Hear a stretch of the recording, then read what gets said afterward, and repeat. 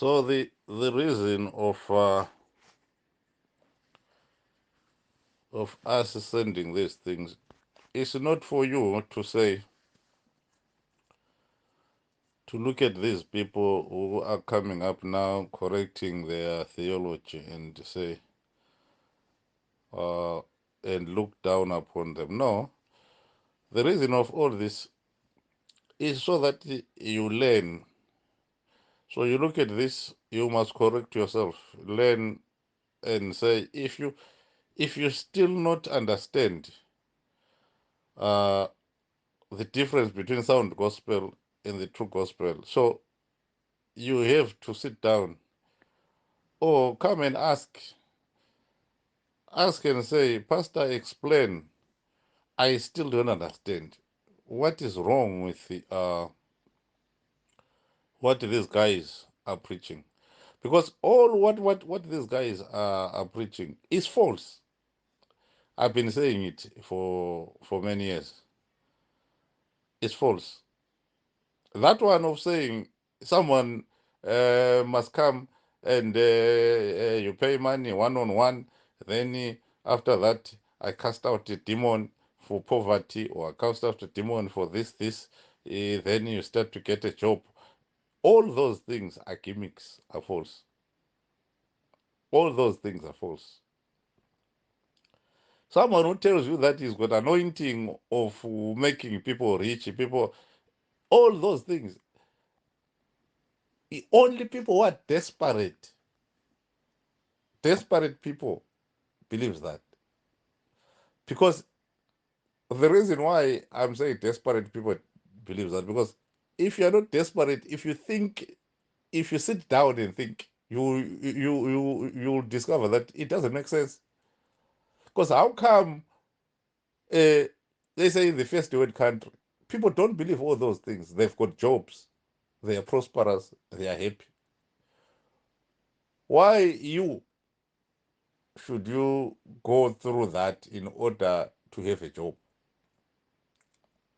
Always look at your neighbor. You'll find that your neighbor has never been to church. They've got a better job than you. So because people have been in this thing for a long time, they get confused, because I don't know, the gospel of the devil is good, because it brings its own spirit. When that gospel is in you, there is a spirit of confusion within yourself. Because if someone says now, church does not bring prosperity to us, in your spirit, in your mind, you get confused. You immediately you start to ask questions like, so are you saying Christians must be poor? But that person did not say that. So every time there is that, and that confusion is with the people who are in the false gospel only. If you go to a pub now and tell the guy in a pub and say, and explain, man, let's say you don't need to explain, have a conversation and say, no, Christianity is like this, like this, like this.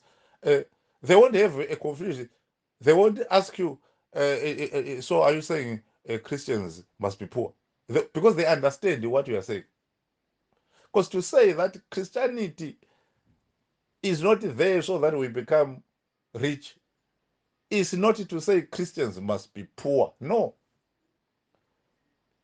You see, we are saying Christians can be rich, Hindus can be rich, Muslims can be rich, anyone can be rich, but there are means of getting rich. You work, then you get rich. Whether you are a Muslim or you are a Hindu or whatever you can think of, you can work in this world and get rich. God has nothing to do with that. It's called divine providence. Those riches were given by the Almighty, the Creator, to all the creatures that He has created for free. The richest man in the world does not know church. Those riches were given by God as divine providence to the world, not to that person, to the world to enjoy.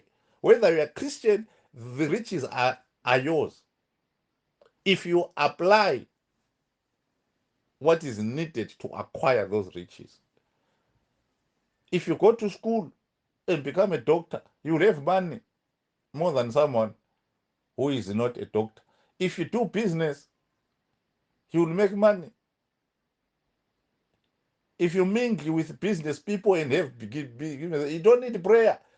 Business people, they teach you, you can sell this or do this, open business like and you make money. Yes, whether you're a Christian or Hindu, your employer right now is not a Christian. So to say church is not for that is not to say Christians must be poor. You get confused quickly. Why? Because there's a spirit of falsehood already inside of you. So it confuses you.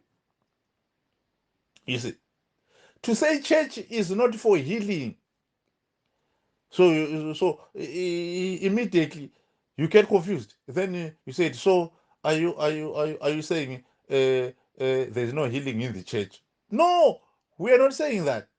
There is a gift of healing in the church, but the primary purpose of a church is not for that, because healing was there before the church was founded. Jesus said, upon this rock I will build my church. I will build. That means church was not there. I will build my church. As he was saying that, he was going around healing people. Elisha was healing people back. Moses was healing people thousands of years before that. People who are not in the church, they go to the hospital, they get healed. Who heals them in the hospital is God. You see now. But the difference is that in the church, there is a gift of healing. And that gift of healing does not heal everyone. People die in the church because they are sick. People are sick in the church. People were sick in Paul's church, were people who were sick. Some died in Paul's church. Imagine. So it doesn't mean that when you come to church, you'll never be sick. Then that means if you never be sick, that means there's no more death. Nobody will die, because people die from sickness. That sickness will remain there. But if your time has not come, God will heal you using hospital or prayer. That means church is not primarily for that. So all those things, you get confused if you are a child of the devil. You said to us, so are you saying Christians? No, I didn't say Christians. Even if you repeat 100 times and say Muslims, Hindu, whatever, Christians can be rich. It has nothing to do with the cross. Church is to gain what Jesus provided by the death of the cross. That's what church is for. Anything more than that, yes, you can get it in the church. Yes, you can get it anywhere else. You can get it anywhere else. It doesn't have to be in the, as long as Jesus has not died for that. You can get it anywhere else. That's why you can find the richest man who is not in the. If Jesus died for prosperity, nobody outside church will have money. It will be dry pockets everywhere, except in the church. So these gimmicks, they've made people fools and zombies. When they enter their shrines, they leave their brains outside the door. Then when they come out, they pick their brains. They get tricked by a small, stupid thing that a 4-year-old will pick up and say, no, this pastor, this doesn't make sense. How come before Jesus Christ died, people were getting healed? There was people had cake. People were marrying and having children before Jesus Christ died. So you cannot go to church and say, because if I don't see prophet, uh, uh, I won't find a woman to marry or a husband to marry. You see now. So all these things prosperity gospel is false. It's easy to pick which one is a false church. It's easy to pick because remember, all these false churches, they are led by the spirit of Antichrist. So it's easy to pick anyone who collects tithes in the New Testament is false. It doesn't matter what you think, how you love them. Anyone who tells you that there is tithing in the New Testament, it's a starting point. It's false. It doesn't matter who you are, who they are. Don't even mention their name. They are false. They are false. As long they've been running for 2 years and they're doing the same thing. Unless if she started yesterday and still he is false. How do you start a ministry not understanding basic? Because those are basic things. Separating the New Testament and the Old Testament. If you can't separate that, how are you running the ministry? Because God deposits the gospel inside of you. So you seek here. This is not it. This is it. Anyone who tells you that they are a deliverance minister, they are false. Because all those things are new things. They are new gimmicks to trick people. Because people in Africa, they think that they've got a demon that causes them to be poor. They need, because we were used to go to the witch doctors. So that concept, they brought it in the church. That's why you see now there is this called the prophetic ministries. Is the concept of witch doctor, of consultation, whereby you go to a guy, he's running a church, he's calling himself a prophet. Nobody should run a church and call themselves a prophet. That one alone, it tells you that it's a false church. I'm a prophet, I run a church. Where have you seen a prophet running a church? Prophet running a church. You see now. So those are the things that you have to look and say, why are we here? So someone comes and say, we are a deliverance ministry. What is that? It's a concept of consultation. They know that if they do that,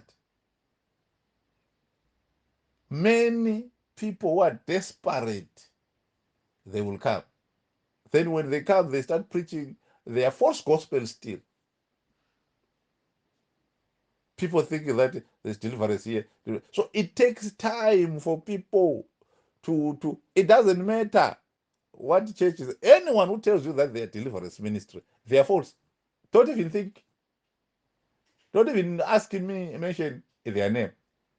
And that person who is doing that is going to be collecting tithe. He's going to be doing sitting. If you tell me in our ministry it's a deliver, I'll tell you they do all those things because it's all about money. It's it's all about money. The moment the guy open his mouth, he comes on Sunday, opening his mouth, you'll be talking about your testimony. When he says testimony, he's not talking about this testimony that we do. Testimony about how God opens your understanding. Testimony about sermons, understanding the word of God. No, it's testimony about buying TV, getting a job.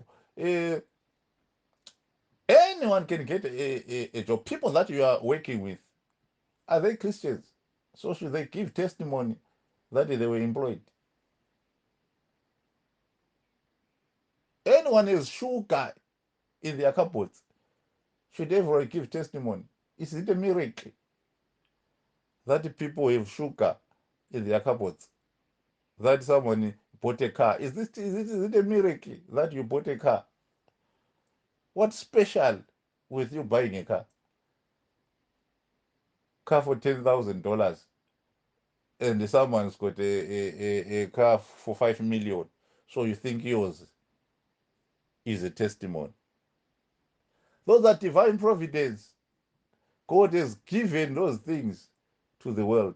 That car, it did not park in front of your house after prayer. You are paying for it. You worked. You are paying for it. So how is it a testimony? Did you pray and it comes and it stops? Your salvation, you have not worked for it. Understanding God, you have not worked for it. It's mysteries. So when we are sending those things, is for the purposes of learning, that you learn more, you understand more. It's not to mock these guys, because these guys are just making their money. So it's not to mock them. It's not for them, for you to start in your mind to say, hey, there's Benny Hinn. No, no, no, no. Forget about Benny Hinn. Take the context. What is he saying? You can see Benny Hinn clearly says, it was, I know Benny Hinn, who used to go same church. I know him. He's a liar. I've been saying long time ago, Benny Hinn is a false preacher. All what he is saying in Benny Hinn is false. It's false. But mixed with lies. Because Benny Hinn can preach the truth if he wants, because he knows the truth. He knows what he's saying is false. But he has to say it to make money. I know him. I know him in person, not on TV. So he knows the truth. But all what they are doing there is falsehood. Falsehood. So that they make money. It's all about money.